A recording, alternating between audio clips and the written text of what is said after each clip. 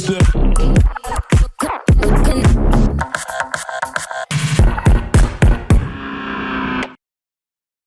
Bienvenidos a un nuevo episodio de Tirando Data. Hoy nos toca entrevistar a Rocío Alconada Alfonsín, nieta del gran Raúl. Soy Valeria Romero y Vito Gallina. Bueno, ¿cómo andás? Hola chicos, ¿cómo están? A ver, naciste en La Plata, viviste mucho tiempo en La Plata, sos comisionada en el Comité Nacional contra la Tortura.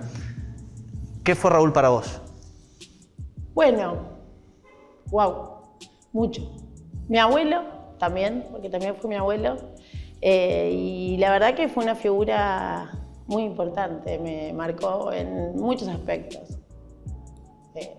Creo que a muchos militantes, políticos en general y radicales en particular. No sé si en eso es tan diferente lo que fue para mí que para muchos. Es una figura muy importante. Y Rocío, ¿cómo es militar en la UCR siendo la nieta de Raúl, no? Lindo. Es una gran responsabilidad también. Hoy es lindo. La verdad que tuvo sus momentos, ¿no? Porque también hubo momentos en que fue muy feo. O sea, no muy feo, porque para mí siempre fue un orgullo. De hecho, yo tengo los dos apellidos de mi familia feminista de siempre. Me pusieron el apellido de mi padre y de mi madre cuando nací. Pero por una cuestión de comodidad yo usaba solo el Alconada. Y en algún momento Alfonsín era casi una mala palabra. Me acuerdo que una vez entré a un lugar a comprar algo y me dicen, bueno, el nombre, Rocío Alconada. Dije yo, ¿me das el documento? Por la tarjeta, no sé. Y me dice, ay, Alfonsín te lo tenías escondido. Y me sentí tan mal que creyeran que estaba escondiendo el apellido que ahí fue donde empecé a decir, ah, no, yo lo voy a decir, que no crean que tengo vergüenza. Hoy es todo gratificante, porque de alguna manera la gente, y yo me doy cuenta, eso hace transferencia del cariño que le tenía él hacia nosotros, hacia su familia, y eso es lindo, todo el tiempo se hacen reconocimientos. Hoy es todo bárbaro. Hubo momentos muy feos, no te lo voy a mentir. Pero bueno, más que nada se sufría por lo que se lo veía sufrir a él, ¿no? Uno lo ha visto sufrir muchísimo a él, a su familia, a su mujer, que sea mi abuela. Todos sufrimos, más que nada por él. Voy yo. Me corté, perdón. Me estaba tan concentrado en lo que dijo que... Vamos a ir un poco con la actualidad. En el 2015 el radicalismo integró la coalición que cortó con 12 años el kirchnerismo. ¿Cómo viste a la Unión Cívica Radical en el rol que tuvo? Mirá, tal vez me hubiera gustado ver un partido en algunos aspectos más firme, pero también es fácil juzgar las cosas con el diario del lunes. Creo que tuvimos una actitud muy responsable en muchos aspectos. Nosotros tal vez teníamos también el recuerdo, ustedes son más chicos, pero que seguramente no tienen recuerdo del 2001, de lo que hizo Chacho Álvarez. Y estoy seguro que muchos pensaban que eso es algo que no puede pasar. Cuando se conforma una alianza, más allá que el gobierno no nos trató como si fuéramos una alianza de gobierno, digamos, nuestros socios en la coalición no nos trataron tal vez como si fuéramos una alianza en el gobierno, sino tal vez parlamentaria. Nosotros creo que de alguna manera quedamos inoculados con eso de la responsabilidad, que el radicalismo tiene de por sí una responsabilidad siempre con las instituciones, con la República, que la lleva no solo en lo discursivo, sino realmente al momento de actuar. Eso más sumado la situación que ya habíamos vivido, creo que eso primó ante todo, porque hay una cuestión que tal vez no llega a los medios de comunicación o a la gente en general. No es verdad que el radicalismo no daba algunas discusiones, las daba, no las ganábamos, pero las dábamos. Bueno, eso pasaba, pero de todas maneras sí pudimos haber hecho las cosas mejores, se va aprendiendo. Sobre las coaliciones, no estamos acostumbrados a gobierno de coalición creo que en el 2023 vamos a hacer las cosas mucho mejores. Si podemos liderando, esa es la idea, vamos a liderar. En el 2023 seguro que le vamos a hacer distinto. No vamos a llegar a que no haya una coalición en el gobierno. En el gobierno tiene que haber una coalición. El radicalismo va a liderar. Y si no liderara, no va a volver a suceder lo que sucedió en el 2015. Perfecto. Rocío, ¿cómo ves al radicalismo hoy en día? ¿Crees que está preparado para darle continuidad al legado que había dejado Raúl, que era con la democracia se come, se cura y se educa? Sí, claro. Creo que no solo está preparado, sino creo que es lo que tenemos que hacer. Creo que en el 83 se hizo la primera parte, que era la de consolidar la democracia. Y ahora viene la segunda etapa, que es la de poder dar continuidad y poder buscar la igualdad. Nosotros siempre hablamos, como ustedes saben, de la igualdad, la libertad y la igualdad. Nosotros consolidamos con la democracia la libertad. Ahora, no hay verdadera igualdad sin igualdad, como bien lo saben como militantes radicales. Y bueno, a través de esto, con la democracia se come, se cura y se educa, a través de poder educar, realmente que tengan acceso a la alimentación, a la educación y a la salud, todos, entonces sí vamos a poder realmente consolidar con aquel sueño del 83. Y creo que el radicalismo no solo está preparado, sino es quien más preparado está. Lo que nos falta tal vez a los radicales es poder tener la autoestima, es creérnosla. A los radicales nos falta creérnosla. Somos realmente, yo no quiero con esto menospreciar a nadie, pero los radicales tenemos gente de primera, tenemos cuadrazos, tenemos gobernantes, intendentes que hacen cosas excelentes en sus lugares, tenemos muy buenos cuadros técnicos, tenemos excelentes personas para poder llevar adelante esa tarea. Y de hecho, si miramos la historia, somos quienes más transformaciones hemos hecho en nuestro país. Lo que nos falta es creérnosla. Viene cualquier consultor y nos dice, no, ustedes, ¿sabes qué? Ustedes no cuentan. Y ahí vamos a correr atrás de alguna lista, otra que nos apoye, que nos meta terceros en la lista. Nos falta creérnosla a los radicales. Tenemos que saber lo que somos. Ni siquiera es creérnosla. Es tomar conciencia de lo que somos y de lo que podemos ser, que es mucho más importante todavía. Y por algo tuvimos más de 130 años. Por algo tenemos 130 años y seguimos siendo uno de los partidos más importantes del país y que lo vamos a seguir siendo. Y además, ¿sabes qué te voy a decir? Siempre con una continuidad, con una coherencia lógica. El peronismo tiene mucho menos tiempo, pero tiene unos altibajos alucinantes, porque te pasa del neoliberalismo absoluto a una cosa extrañísima que no se sabe qué es. O sea, a nosotros no nos pasa eso. Y eso tenemos que valorarlo y tenemos que asumir que eso es un valor enorme y ponerlo en valor y hacerlo respetar en todos, con nuestros dirigentes y con los otros dirigentes de los otros partidos. Y eso lo tienen que hacer ustedes sobre todo, para que no repitan errores que hubo en el radicalismo en algunos, porque claro, también tenemos errores, no lo vamos a negar, pero le toca a los jóvenes decir, no, nosotros venimos a reivindicar lo que el radicalismo es y no vamos a dejar que nos digan que no. Eso es lo más importante que tiene, el camino que tiene la juventud, me parece a mí. Sí, es lo que estamos haciendo con estas entrevistas, dando a conocer la historia y que tenemos técnicas para gobernar. Muy bien, los felicito. Bueno, antes nos decías que Raúl y la familia vivieron momentos muy duros. Sin duda para la familia uno de los momentos más duros que vivió fue el velorio, fue ese inmenso velorio. Estuviste en primera fila, contanos un poquito qué fue eso. Bueno, mira, te voy a decir la verdad, el velorio fue, no me quiero emocionar, un sentimiento muy dual. Por un lado, por supuesto, uno tiene la tristeza de lo que está pasando, pero por el otro lado, yo había hablado con él poco tiempo antes, no sé, no te quiero mentir, haría un mes. Veníamos de comer y nosotros nunca supe bien cómo se inventó eso, pero era costumbre cuando lo acompañábamos a comer, volvíamos y lo acompañábamos hasta el cuarto, él se metía, uno le apagaba la luz, que yo, y te despedías, ¿no? Como un mimo. Lo dejábamos ya listo, poneme la película, decía, bueno, listo, chao. Y entonces yo le estaba acompañando a la casa, subiendo con él al departamento. Y en el ascensor nos había pasado que mucha gente últimamente, mucha gente lo paraba, no lo dejaban un minuto, como en las épocas más gloriosas. Y yo le digo en broma, gordo, estás hecho un rockstar. Le digo, ahora estás otra vez, estás a full, le digo, estás para presentarte. Jorobándolo, ya estaba muy mal. Y él me dice, le digo, te perdonaron todo, cargándolo. Me dice, mira, eso, Rosa, él me decía Rosa, eso Rosa no me voy a dar cuenta yo.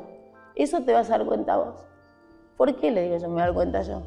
Yo, tipo, uy, me va a decir que la historia, tipo, fiaca. Y me dice, no, me dice, te vas a dar cuenta vos en mi velorio. ¿Cómo? Le digo. Sí, me dice, porque en los velorios se nota cuando un líder es querido. Si yo fui un líder y un líder querido, mi velorio va a explotar, como el de Irigoyen, como el de Perón. Me dice, ahí te vas a dar cuenta. Entonces yo de alguna manera, cuando vi el velorio, sentí o quería pensar que en algún lugar estaba viendo que eso había pasado.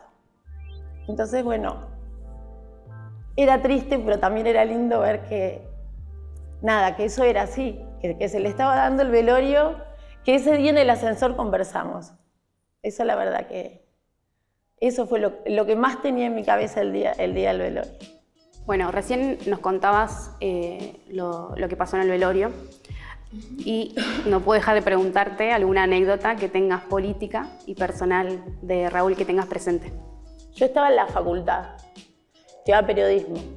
Se me había ocurrido, después desistí, porque como todos los periodistas nos odiaban, dije yo no puedo trabajar en un lugar donde todos nos odian. Entonces, escucho o alguien me dice, empezó a ver el rum rum del Pacto de Olivos. España había sacado la nota del Pacto de Olivos. Ahí me acordé. España había sacado la nota del Pacto de Olivos. Y uno de los profesores algo me cuenta. Me pongo a buscar, porque en ese momento no tenías Google. No sé cómo era que tenías que empezar a buscar un teléfono, llamar. Yo por lo menos no tenía celular, creo que había algunos, yo no tenía. Bueno, y ahí por eso me confundí. Me voy corriendo, creo que él estaba en la FUALI o no. Desesperada yo diciendo la que se va a armar, porque ustedes yo no sé si están al tanto, pero en ese momento en el partido era un caos. Estaban los que decían que había que arreglar para que listo, que ya está, démosle la reelección y que se termine, otros que decían no le vamos a dar nada. Estaba el fallo de la Corte que decía, bueno, que se podía reformar. O sea, había muchas posturas. Lo más peligroso, consideramos nosotros, era que se reconozca que se podía interpretar, que una ley podía interpretar la Constitución. Esto nos llevaba a la locura total, porque entonces cualquier gobierno que tuviera mayoría iba a poder reinterpretar la Constitución. Esto de alguna manera es lo que se quería hacer. Empiezan a hablar del Pacto de Olivos. Ya había había muchas tensiones internas y yo sentí en ese momento y dije, lo van a matar. Porque aparte era un momento en el que era un deporte nacional. Vos le pegabas a Alfonsín y eras tapa de Clarín. Le pegabas a Alfonsín y eras tapa de Clarín, sobre todo dentro del partido. Elisa Carrió era una deportista eximia en ese tema. Entonces, bueno, voy corriendo a verlo, entre que esperé que uno salía, qué sé yo, me le meto así en la oficina y le digo, gordo, ¿qué hiciste?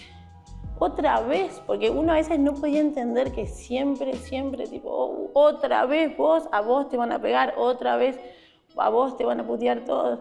Te digo, gordo, ¿qué hiciste? No, ¿por qué? Me dice, bueno, esto hay que terminarlo, vamos a tener una constitución, no sé qué, ya vas a ver. Digo, sí, yo entiendo que tenías que hacerlo, pero otra vez vos tenías que recibir los palos, otra vez a vos, ¿no podía hacer lo otro?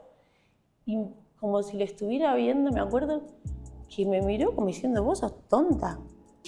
¿Qué me importa a mí los palos, Rosa? ¿De qué me estás hablando? Como le parecía tan loco que a mí me preocupara lo personal, que yo ahí como que tomé dimensión que realmente era una persona de otro planeta.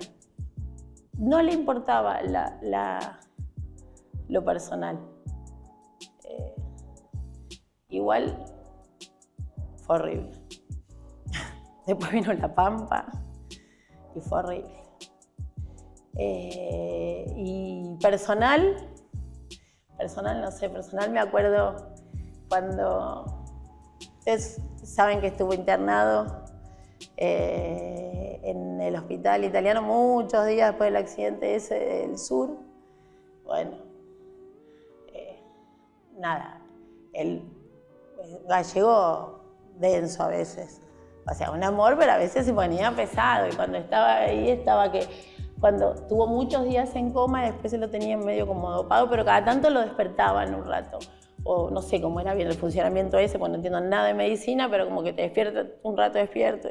Y me acuerdo que escribí en una pizarra, o primero probamos con letra, después con pizarra, entonces era toda una lucha primero, que la sonda sí, que no quería comer sonda, porque convencidos nosotros que era porque no quería engordar por un tubo, el que si iba a engordar quería engordar con tortilla, no con su tubo. Bueno, todo era una lucha. Finalmente consiguen que lo pase, le hagan un tráqueo y le dicen, bueno, lo vamos a pasar a cuarto y se va a quedar ahí 21 días mínimo. Ok, dice él, sí, bueno. No podía hablar bien porque tenía la tráquea. Sí, le decía a los médicos. Y fue muy gracioso porque se fueron los médicos. Yo estaba ahí y me dice, Rosa, tráeme la ropa. Le digo, ¿qué ropa, gordo? Le digo, otro pijama, porque había estado también hinchando con los pijamas. No, me dice, traje azul y zapatos negros.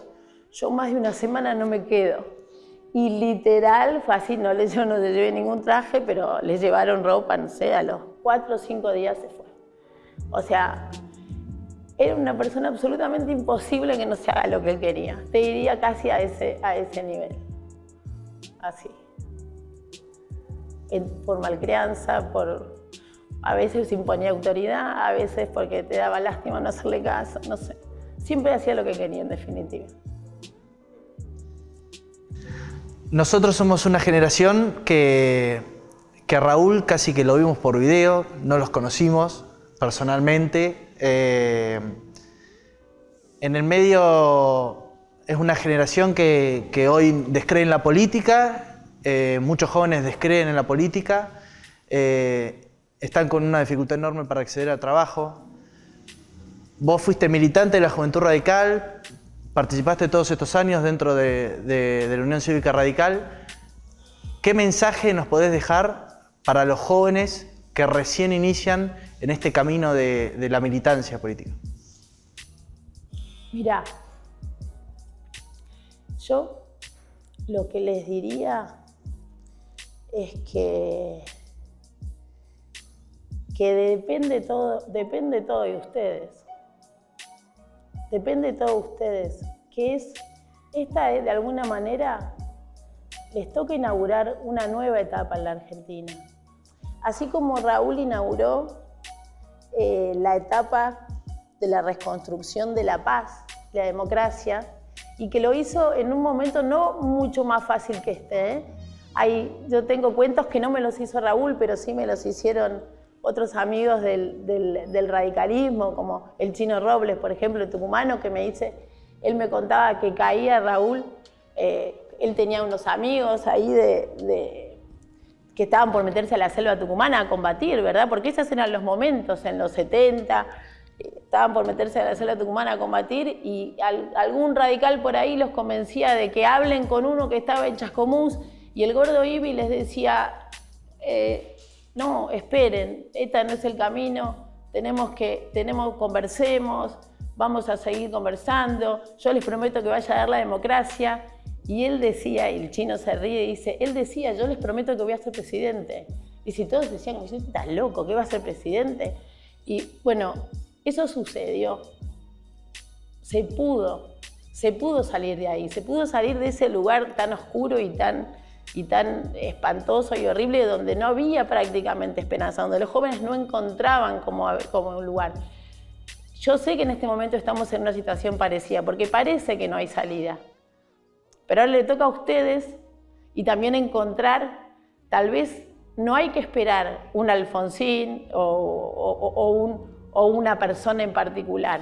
Sí alguien que, sí, yo cuando escucho a veces esto es de abajo hacia arriba, sí, Los movimientos siempre tienen que ser desde abajo, pero tenemos que también encontrar quien nos conduzca, porque si no, es difícil. Ahora, entre todos, tenemos que saber que se puede, que no es verdad que no se puede. No tenemos que dejar que nos inunde ese desánimo que quieren instaurar. Se pudo consolidar la paz en la Argentina.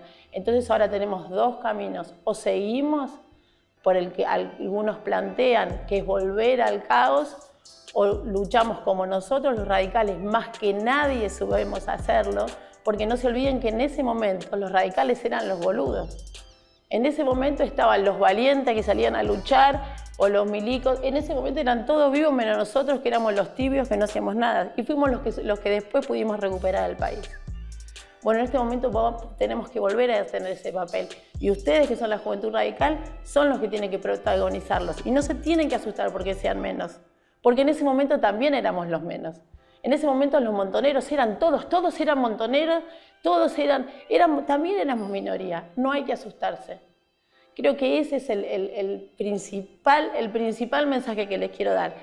Estén orgullosos de su partido, estén orgullosos de nuestra historia y sepan y no dejen que los convenzan de que somos pocos y que no tenemos razón. Somos muchos y vamos a ser muchísimos más. Eso les diría. Muchísimas gracias, la verdad. Realmente inspirador para la militancia y que lo cuentes vos, que sos la nieta que estuvo al lado siempre. Es un orgullo hacer la entrevista. Gracias. Hay una sola cosa más, ¿puedo decir? Sí. ¿Querés que te preguntemos algo? No, porque lo que quiero en realidad es hablar con esto, porque cuando yo me refiero a que es de abajo para arriba, pero también es con liderazgos. ¿A qué me refiero? No tenemos que perder de vista la importancia de los partidos políticos, porque hoy cuando hablábamos del trabajo que hizo el radicalismo, uno de los trabajos que hizo fue la reforma de la Constitución, poner a los partidos políticos. No nos podemos arriesgar a seguir a personas en vez de darle la importancia que tienen los partidos políticos, porque las personas se enloquecen, se vuelven, se hacen cualquier cosa, un día se disparan para allá, un día disparan para allá. Lo importante es poder tener un partido político que nos plantee cuáles son las ideas. No podemos depender de humores de personas aisladas. Ustedes miren lo que pasa en Chile. Hace un tiempo el 78% decía que había que modificar la Constitución y ahora el 43% o el 40%. No podemos estar dependiendo así de los humores sociales. Por eso hay que consolidar la importancia de los partidos políticos y eso también es importante que lo haga la juventud. Eso, solo eso. Un resumen perfecto de sigan ideas, no sigan personas. Exacto, exacto. Muchas gracias por estar, la verdad que un gran mensaje inspirador para mí, que es la primera vez que tengo la posibilidad de hacerte la entrevista, y para los jóvenes que militan en el radicalismo que van a ver esta entrevista. Gracias. Muchas gracias, Rocío, y te esperamos en un nuevo capítulo de Tirando Data.